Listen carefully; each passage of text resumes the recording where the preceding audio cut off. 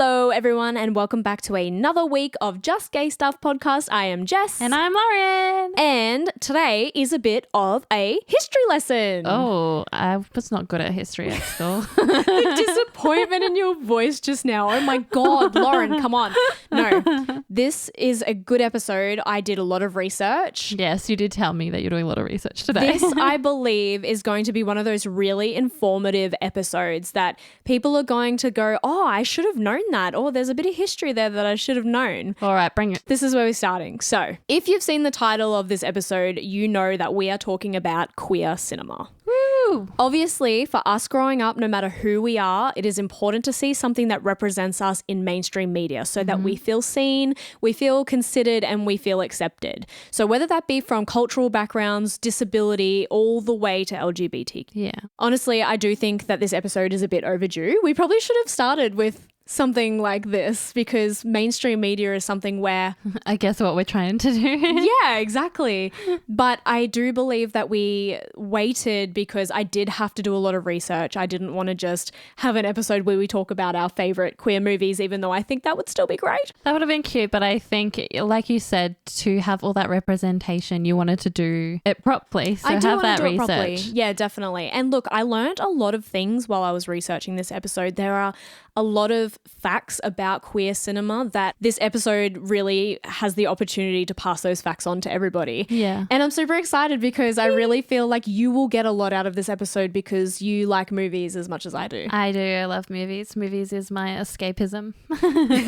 For a lot of people. Yeah. That's why we want all the queer representation in them, right? Yes. Okay, so we're going to start off talking about the very first hint towards homosexuality in cinema. Ooh. It dates all the way back to 1895. Holy shit. Yeah, so not as like current as we might think. No, wow. And it is in a movie that was commonly known as The Gay Brothers. Really? And all it showed was two men dancing together. Nothing sexual, nothing intimate Well, further it was than that. intimate. Yeah, but it was just purely a dance. I love that. That's very romantic and super cute. Yeah. I feel like we're going to have to go back and rewatch all these things that you're just about to teach me Well, about. they are quite old movies. You know how I feel about a black and white film, Lauren. Yeah. For anyone who doesn't know, I did not watch The Wizard of Oz because it started in black and white. I'm terrible. I'm a heathen. Let's not get started. I'm shaking my head for those who can't see the video. Anyway, a few more movies worth a mention after that very first one is Charlie Chaplin's film called A Woman in 1915, where his character dresses as a female in order to trick two men into kissing him. I think I've heard about this one actually. Yeah, you've heard of that one? I have. I know that Charlie surprisingly. Chaplin was a bit of a character back in the day. Yeah. The next one was a German film which was actually done in World War I. Really? Wow. It was in 1919 and it was called Different from the Others. Wow. And it was about a gay violinist who took his life after being blackmailed by someone who knew of his sexuality and threatened to expose him. That's so sad. What's sad is that still happens now. Yeah, I think that's sad, and that's something we've obviously spoken about, not necessarily on the podcast, but to ourselves or to other people in the community, that the queerness of it all is shown in a bad way. Yeah, don't worry, we'll delve into that. Okay. Don't worry, we delve into that. The next one is Manslaughter in 1922. It depicted the very first kiss between two men. Wow. But as you can tell from the title, it wasn't a very pleasant film. No, I was going to say, oof. Pandora's Box in 1929 depicted possibly the very first lesbian character. Really? Yep. In the film, the romantic love between two female characters is said to be groundbreaking for the time. I've never seen Pandora's Box. Time to look at it. The last one to mention here is Morocco in 1930, which features a lesbian kiss from a cabaret singer dressed in a suit. Ooh. It was the very first lesbian kiss to appear in cinema. Wow. Yeah. That's cool. So now enters that really annoying thing called the Hays Code. A Hays Code. In 1934, there was a code put in place called the Hays Code that actually made queerness in film illegal. What? Yep. The justification was if motion pictures present stories that will affect lives for the better, they can become the most powerful force for the improvement of mankind. It was based on three principles. No picture shall be produced that will lower the moral standards of those who see it. The audience should never be thrown to the side of crime, wrongdoing, evil, or sin. Correct standards of life, subject only to the requirements of drama and entertainment, shall be presented. Law, natural or human, shall not be ridiculed, nor shall sympathy be created for a violation. The whole code actually forbade the following. I'm just going to list them. Yeah, what? You weren't allowed to show nudity, suggestive dances, blasphemy, the ridicule of religion, illegal drug use, venereal disease, interracial relationships, childbirth, detailed depictions of crime. This included acts of violence, including lockpicking, safecracking, or the mixing of chemicals to make explosives. What? Any words stronger than the word damn. And sexual perversion, which unfortunately is what Queer Stories fell under at that time. That's crazy. Imagine if that was cinema now. Imagine if you couldn't see half of those things. Imagine how a lot of people be out of jobs. Netflix would have 5 movies. Yeah, there'd be nothing on there. But isn't that crazy? Like, these people's lives were literally, like, we know that homosexuality has been illegal for a lot of time and in a lot of different countries and a lot of different cultural backgrounds and societies and all that. But to not even be able to depict it in film, which essentially is false anyway. Yeah. It's kind of crazy that you weren't even allowed to show it there. That's so sad. This code stood until 1968, so over 30 years of cinema. What the? Yep. Fudge knuckles. However, holy shit. You'll be glad to know this is where queer coding came into play. Oh, we love queer coding. Do we though? No. It actually has some quite negative things about it. This is why we're here to learn, everyone. This is a learning opportunity. Just learning with just gay stuff. It is. So for anyone who's new to all these terms that we talk about, queer coding is when something is hinted towards being gay or queer, but never explicitly said to be or confirmed to be. It's a myriad of circumstantial information that is shown to the audience that points us to come to our own conclusions. The saddest part about not being able to explicitly have queer characters was that the coding used in cinema often depended heavily on driving the stereotypes, which, as we know, can be quite detrimental to our community as a whole. Yeah, of course it can. I think the reason I only got, and again, this goes to showing the whole cinema and the lack of representation and everything. The reason I got excited for the word queer coding was because that's all I've known. Yeah, literally. And to have something queer was better than nothing queer. Yeah, exactly. Yeah. So to talk about some of the stereotypes, these included male characters that were overly flamboyant, overly effeminate, obsessed with appearance, limp-wristed, and generally depicted as the weaker rather than the stronger male. Examples of this even came down to characters like C-3PO in Star Wars. Really? Yep. Apparently C-3PO was very queer-coded because he's very limp-wristed and he walks very, he shuffles. He doesn't have a strong robot walk. I don't watch that, so I would not have any clue. I've never seen Star Wars either, but I've seen C-3PO and it's crazy to believe that. I just learnt something just then. That's crazy. Yeah. The female characters, on the other hand, we can I think we all know the stereotypes.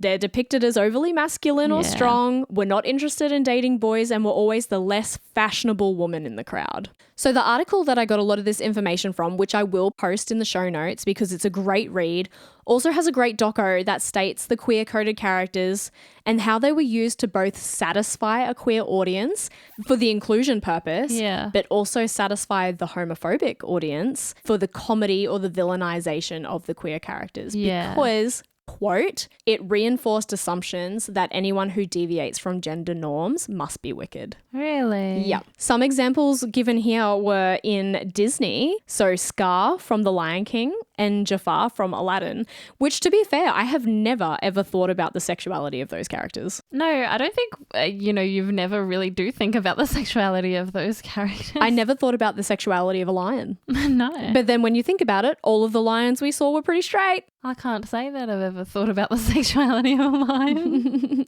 There were parts in that movie that were brought up, like when Timon is saying, should he distract Scar by putting on drag and doing the hula? And there's another scene where Scar says to Mufasa, in the gene pool, he wasn't the one that got the masculine features. Yeah, that's true. I've never really thought about that, but now looking back, I'm like, oh. Yeah. So it was kind of a double-edged sword in some ways, because whilst queer coding allowed us to discreetly keep queer characters in cinema and television, it also continued to allow productions, writers and directors to keep reducing characters to the stereotype, even up until today. That's sad. Queer characters were always playing the gay best friend, the servant, the role secondary to the main character. Obviously not in all cases, but still there are so many. So, moving on, in 1968, the Hays Code was actually lifted due to pressure from the Catholic Church. Oh. Which I find hilarious because that's ironic. What? I thought that the Catholic Church would want to really keep that in place.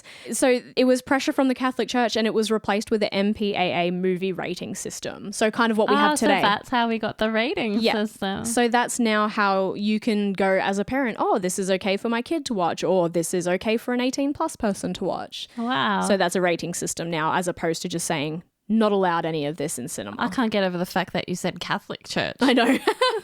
So that, together with the Stonewall riots in 1969 and the gay rights movement, cinema actually became a lot more forward with allowing queer characters on screen. Thank goodness for that. However, there's always the however. There's always the devil's advocate. Unfortunately, the stereotypes then became pushed further in order to overexpose queer characters to the audience. It was no longer subtle.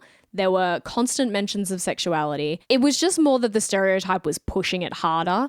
These characters were allowed out of the closet, at least. Yeah. One big push, though, was after the movie Psycho. We started to see films portray their villains as cross-dressers or trans. Really? Which, of course, does not give the general audience positive connotations. This could be seen in Psycho itself, where Norman Bates has a very unhealthy relationship with his mother and starts to put on her clothes. Oh. It's also seen in the movie Sleepaway Camp in 1983, The Silence of the Lambs in 1991, and even in comedies like Ace Ventura: Pet Detective in 1994, just to name a few. Really? Mm-hmm. I don't think I've ever seen any of. You've not seen Silence of the Lambs? Hannibal Lecter? I'm a baby. I don't watch the scary movies. It's not that scary. I'll watch them with you. I think some of them are good. Anyway, queerness still to this day is still quite hidden in children's media. Like in Disney, there is a lot of coding.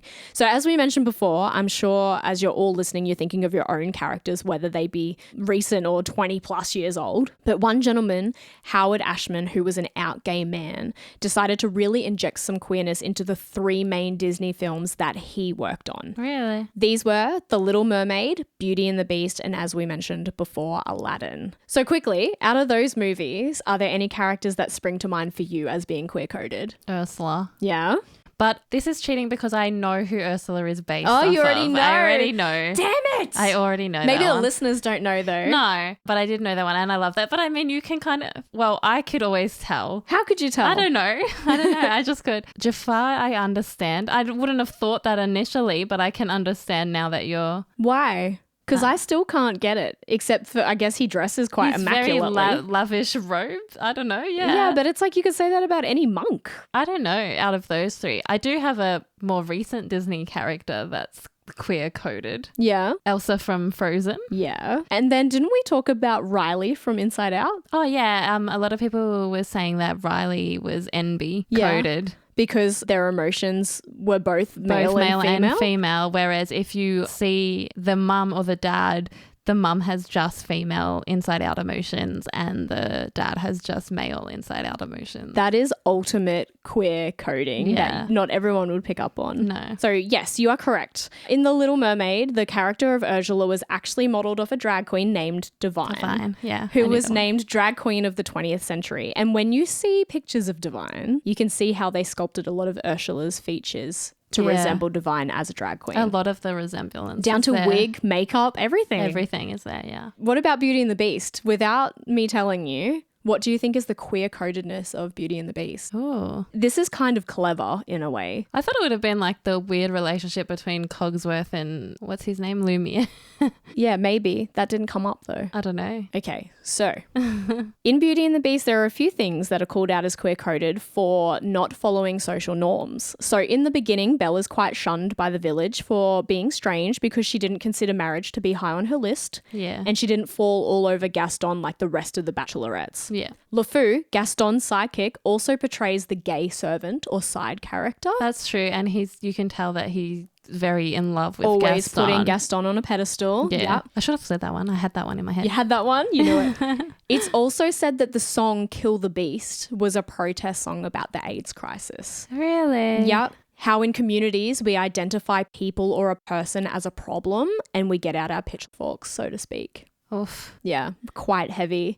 And Howard, who worked on these movies, he actually died of AIDS. And that was said to be like his input into that movie. That's really sad. So the takeaway from all of that queer coding is that gestures of representation is not actual representation. And the problematic thing here is that where queer characters were included as villains, it only propels the story further that being queer is bad. Yeah. I was going to say that's the bad side of it, that whilst, we're having the representation, it's not the good representation that you want. Yeah.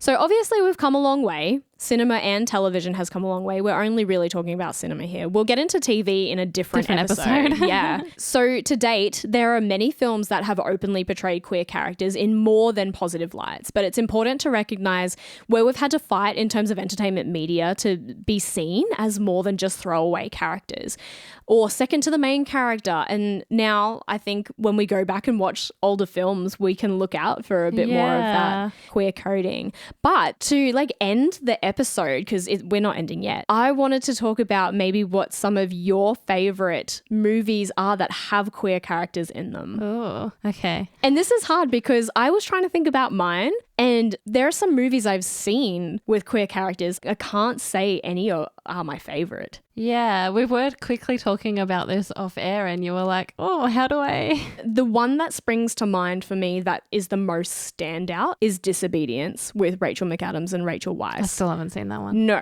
We spoke about it briefly in another episode. Which I'm surprised because I love Rachel McAdams. The thing that gets me about that is there probably are negative connotations surrounding it. I'm just looking at it from a viewer point of view. There's a lot of intimacy. Unfortunately, it does have religious undertones, although would you call it an undertone if it's at the forefront of the fucking movie? No, it's just a tone. Yeah, so it's heavily religious in the Jewish community.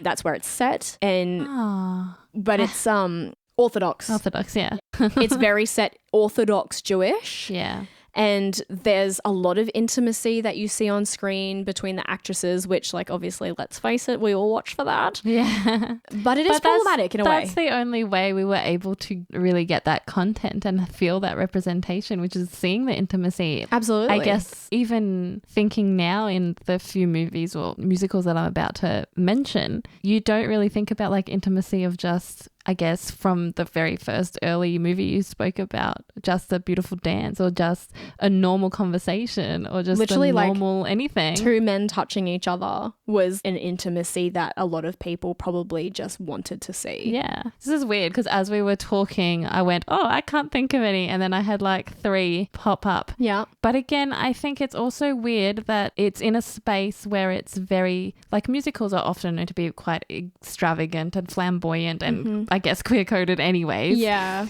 So it's sad that this is the only sort of representation that I can really think of as well, that I was kind of going to go, oh yeah, I can do this. The first one for me, and I haven't watched as much, is called The Prom. And it's based on a girl who gets shunned for going to her prom because she wants to take a girl to the prom. And then these 5 actors come in and try and save the day, but they're only doing it to rebrand their image. Right. And they think helping this young girl, it's a marketing thing. Yeah, it's a marketing thing, will help them. So they're not really there to help her. Yeah, they're there to help themselves. But the themes are there. And in the end, she does end up taking the girl to the prom. They have their own separate prom because the school wouldn't allow it and everything. And there's a lot of hidden Is it actually called a prom, or are you saying prom but saying it weird? Oh, prom? I don't know. I don't know how you say it. But that's what it's called. And the whole theme is that the girl that she wants to take to the prom I've given you a complex now. Yeah. I'm like, I've never heard it. I thought it was some like different I don't know. cultural thing you were talking about. The prom, I guess she's kind of in the closet a bit because her mother's very like religious and is like, you have to be perfect. You're the perfect cheerleader. You're the perfect this. You're the perfect American. Sweetheart, you can't be gay. And in the end, obviously, it's a happy ending because it's a musical and everything. So it's a pretty ending, but I was like, oh, that's really sad. My next one that I honestly could watch over and over and over again is Rent. And the first time when you asked, I was like, what? I can't think of any. And then I'm like, You're like, damn it, Rent. yeah, of course. Stupid. I haven't seen any of these. No, but you will. You need to culture me. I will. Yeah. We'll culture each other. It's fine. I'll culture you in horror movies. No. So yeah, it's Rent. And for those who haven't seen Rent, Rent is a musical that was written by Jonathan Larson, who was a gay man who also suffered from AIDS. And he wrote a musical, I guess, about him and his life and his friends and these characters who were living on the city streets of New York where it was really hard to pay your rent, like you had no money. And I think the thing that I love about that movie is that it has every single kind of representation you could think of. And it was only released in 2003, I think. We'll have to check that. And see, that's quite recent when you're talking about cinema dating back to like the 1800s. Yeah. And look, I'm impressed that there was gay representation in the 1800s. Yeah, same. And in Rent, they had lesbians, they had drag queens, they had... Man, I love a good drag queen. Yeah, they had gay men, they had every single queer person that you could probably think of. Like non-binary, trans. Obviously, you use different terminology now to what they used back then. And I think, again, this started as a Broadway musical before it went to TV or movies or something. The thing that was really sad about it was that prior to opening night, Jonathan Larson passed away from AIDS. So he never got to see his musical. But it's like one of the longest living musicals, and it's like it still tours now. It's still immortal. It's still one of my most favorite ones of representation that I can think of. My final representation one is Rocky Horror Picture Show. Yeah. I mean, Tim Curry essentially in drag as Frankenfurter, and then all the different like queer innuendos and stuff that goes on in that musical. Of course. And there's been so many since. Like, obviously, there are classics. And then today, especially in new cinema, we're seeing so many queer characters that aren't sidelined, which is amazing. So what we want to know before next week's episode is, what are some of your favorite queer movies? Yes. Because we want to get a list together. Maybe we'll make a big list. A watch party list. A watch party list. That would be great, don't you think? Yes. Yeah. I agree. So yeah, let's do that. And I hope that everybody learnt a little bit about queer cinema today. I learnt a lot. I did not know a lot of those things. My biggest takeaway, I think, was the fact that I never really thought about Disney being queer coded in the early movies. I think I think you didn't think that, or you didn't identify. But then maybe you don't think that because you're a kid watching it, whereas as an adult, it's kind of like when you go back and watch something as an adult and there's all these adult jokes that slap you in the face that went over your head as a kid. Disney is. Disney's dark, man. Disney's dark, and Disney is known for that. I was trying to think of a smarter word, but it didn't come to my head then. Typical. Yeah. Still trying to find someone on your level, baby. Yeah. So it hasn't happened yet. Well, before we end this episode, I really want to end with this quote from Neil Patrick Harris's character in the production of It's a Sin, which says, "The history of the world says that men like us have always been hidden away in secret, but then there's the real world where we have been living together all this time." And that rings so true because queer people have always been here. It's the fact that no one has actually acknowledged us as that. Yeah, that's true. I think you say that about every single queer person. Yeah. I know you said to finish, but Neil Patrick Harris is a great advocate and example of being involved in all of this, as a gay man, and he played Hedwig in that musical. I think what is great about Neil Patrick Harris as an actor, some of the roles that he's played, is the fact that he played Barney in How I Met Your Mother, who was a total gigolo. Oh, a very straight gigolo. And he does a great job at it. Like, absolutely. If you did not know that he was gay. I didn't at the time of watching that show. Yeah, you would not have a clue. Mm-hmm. Props to him. My favorite thing is also love watching Neil on the Oscars opening. Anyways, I'm rambling. I got invested. Lauren's rambling. Well, with that, we'll see you next week and We maybe sure will. we'll talk about some television. Oh, are we? Yeah, so Okay. maybe we won't. I don't know. It's coming though, because these are things, like we said in the beginning, we probably should have done these earlier on, but they take time to research and we don't want to give you any false information. But remember, hit us up with some of your favorite queer films or favorite queer coded characters that maybe we haven't thought about. Yeah, we haven't mentioned. Yeah. Well, until then, remember to stay gay, motherfuckers! I'm talking about, you're talking about, we're talking about just gay stuff. Thanks for joining us on another episode of Just Gay Stuff. Make sure to follow us at Just Gay Stuff Podcast on all your socials and write to us with your stories at justgaystuffpodcast@gmail.com.